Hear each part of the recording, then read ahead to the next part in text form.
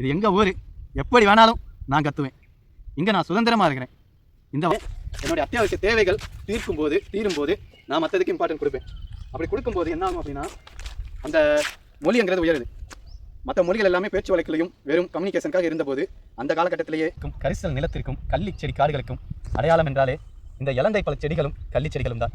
நாகரிகமாக அப்போதே அவங்க தே ஆர் வெல் டெவலப்டு சிவிலைசைடு சொசைட்டியாக இருந்து மண்ணுக்கு உயிர் இல்லைன்னு சொல்லுவாங்களே, மண்ணுக்கு உயிர் இருக்குது, மண்ணுக்கு உயிர் கொடுக்குற சக்தியும் இருக்குது. அதனால தான் அந்த மண் அப்படிங்கிறது சாமின்னு நம்ம சொல்கிறோம். கடவுளால் கூட அழிக்க முடியாத ஒன்று இந்த நெகிழி. புல்லாகி பூடாகி புழுவாகி மரமாகி பல்விருகமாகி பறவையாகி பாம்பாகி பேயாகி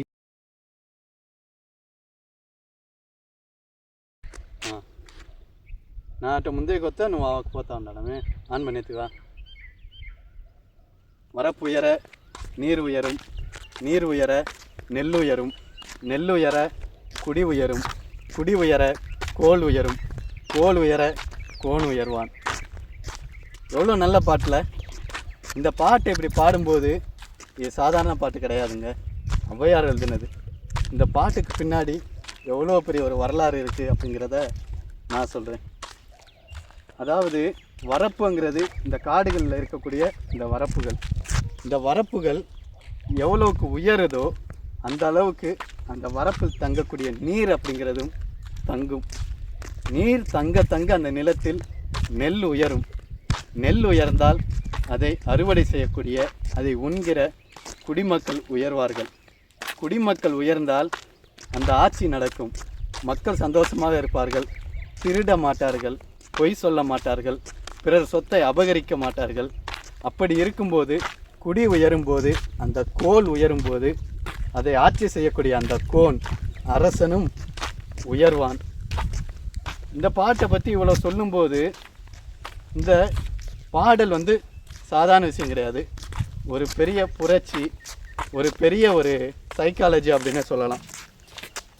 அவ்வளோ பெரிய சைக்காலஜி இந்த பாட்டில் ஒளிஞ்சிருக்குது.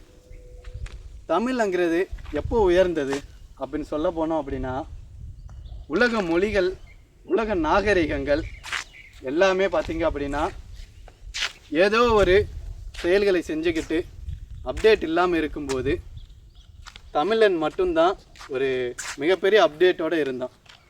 அவன் தன்னுடைய மொழிக்கும் பண்பாட்டிற்கும் கலைகளுக்கும் முக்கியத்துவம் அப்படிங்கிறத கண்டிப்பாக கொடுத்தான்.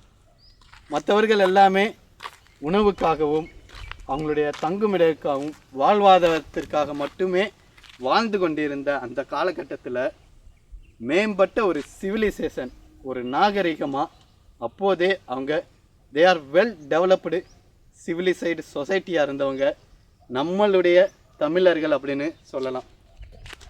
ஏன் அப்படி சொல்கிறேன் அப்படின்னா, அவங்க ஏன் வெல் டெவலப்டாக இருந்தாங்க அப்படின்னா, ஒரு மனிதன் எப்போ மற்றதுக்கு ஆசைப்படுவான்? நான் சினிமா பார்க்கணும், நான் ஒரு மொழிக்கு இம்பார்ட்டன்ஸ் கொடுக்கணும் அப்படின்னா நான் நல்லா இருக்கணும், எனக்கு உணவு கிடைக்கணும், எனக்கு உறைவிடம் கிடைக்கணும், என்னுடைய நல்ல விஷயங்கள் எல்லாமே என்னுடைய அத்தியாவசிய தேவைகள் தீரும்போது நான் மற்றதுக்கு இம்பார்ட்டன்ட் கொடுப்பேன். அப்படி கொடுக்கும்போது என்ன ஆகும் அப்படின்னா, அந்த மொழிங்கிறது உயருது. மற்ற மொழிகள் எல்லாமே பேச்சு வழக்கிலையும் வெறும் கம்யூனிகேஷனுக்காக இருந்தபோது அந்த காலகட்டத்திலேயே தமிழன் மட்டும்தான் சங்கம் வளர்த்தான். சங்கம் வளர்க்கிறதுக்கும் அவன் இம்பார்ட்டன்ஸ் கொடுக்குறான் அப்படின்னா அப்போவே அவன் வளர்ந்துட்டான் அப்படின்ட்டு தான் அர்த்தம். இப்போ தெரியுதுங்களா நான் ஏன் தமிழன் வெல் டெவலப்னு சொன்னேன் அப்படின்னு?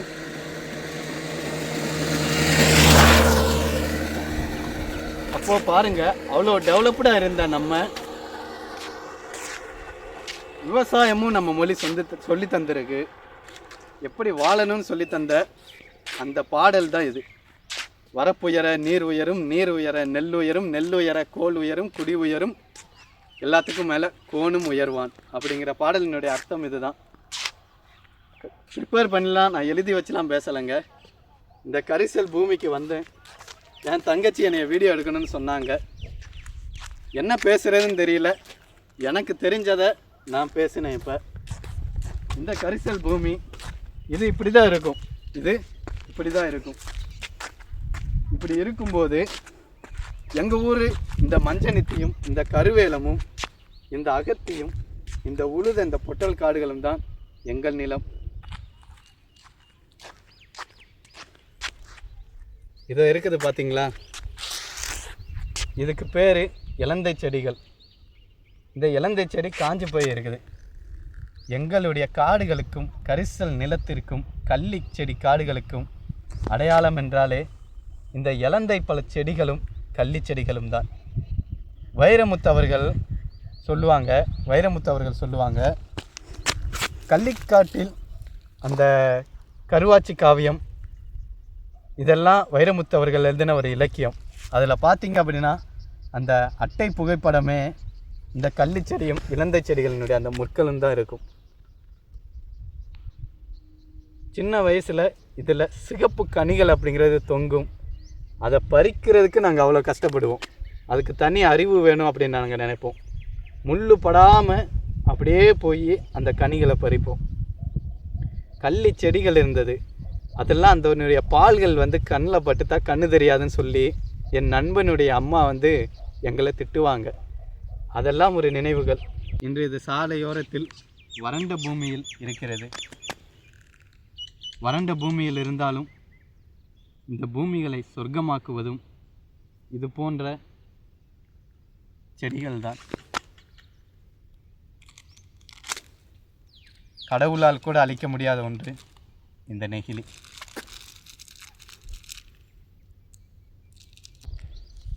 நெகிழி குப்பைகளும் இருக்கதான் செய்யுது.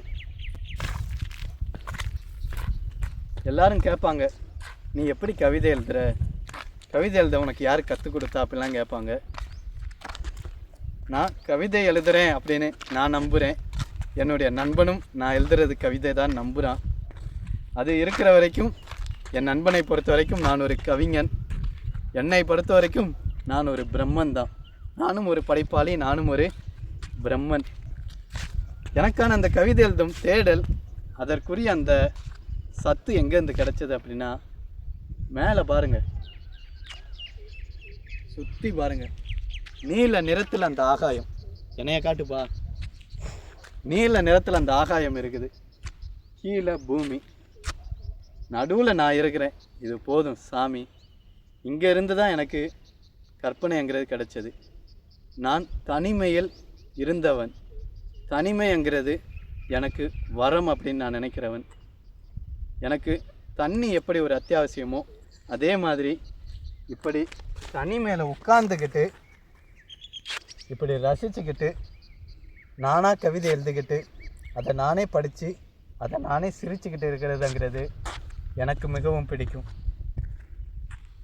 எந்த ஒரு படைப்பாளனுக்கும் இயற்கை தான் கற்பனைக்குரிய சரஸ்வதி அப்படின்னு நான் நம்புகிறேன். உட்காந்துடுப்பா, உட்காந்து கீழே உட்காந்துக்க. அப்படி இந்த வரப்புகள் பார்த்தீங்க அப்படின்னா இது எல்லாமே களை செடிகள். இந்த களை செடிகள் இதெல்லாம் தேவை இல்லையான்னு கேட்டால் தேவைதான். இதை மனிதர்கள் உண்ண முடியாது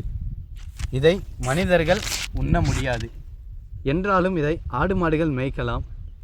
ஆடு மாடுகள் இல்லை என்றாலும் இது வளர்ந்து மண்ணிற்கு உரமாகத்தான் செல்கிறது. மண்ணுக்கு உயிர் இல்லைன்னு சொல்லுவாங்களே, மண்ணுக்கு உயிர் இருக்குது. மண்ணுக்கு உயிர் கொடுக்கிற சக்தியும் இருக்குது. அதனால தான் அந்த மண் அப்படிங்கிறது சாமின்னு நம்ம சொல்கிறோம்.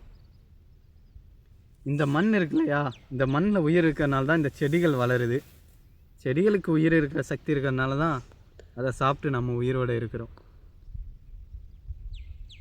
சத்தமாக பேசுகிறேனான்னு தெரியலை. சத்தமாக பேசுகிறேனா? பறந்து விரிந்த இந்த காட்டில் சத்தமாக பேசலை அப்படின்னா காதுகளுக்கு கேட்காது. சத்தமாக பேசினாலும் தப்பு இல்லை.